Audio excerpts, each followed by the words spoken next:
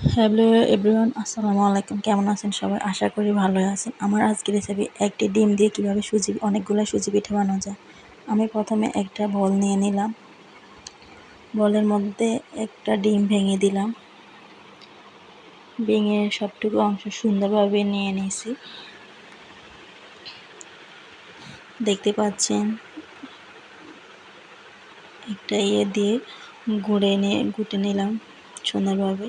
তারপর লবণ দিলাম স্বাদ মতো, বেকিং সোডা দিলাম 1 চামচ, তারপর চিনি দিলাম পরিমাণ মতো।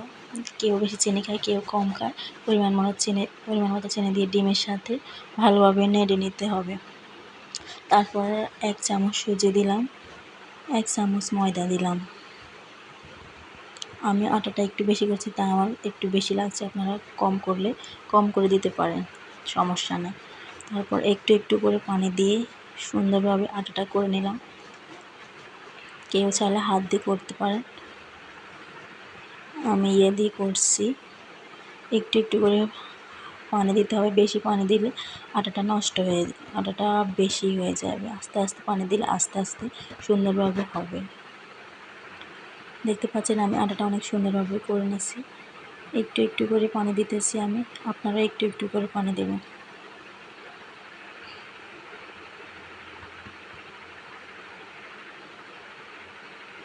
ভিডিওটাও একটু বড় হতে পারে, সবাই মনোযোগ দিয়ে দেখলে আপনারাও সুন্দরভাবে মজার পিঠাটা বানাতে পারবেন। সবার আমার ভিডিওটা ভালো লাগলে সবাই চ্যানেলটা সাবস্ক্রাইব করবেন, লাইক দিবেন, পাশে থাকবেন। এইভাবে আমি আটাটা করে নিলাম। তারপর একটা কড়াই বসাই দিলাম। কড়াই চুলার জাল বাড়াই দিলাম। তারপর পরিমাণ মতো তেল দিতে হবে, যেন এটা ফুলে। তার একটু বেশি পরিমাণে তেল দিতে হবে। তেল গরম হয়ে আসলে আটাটা আমি দিয়ে দিছি।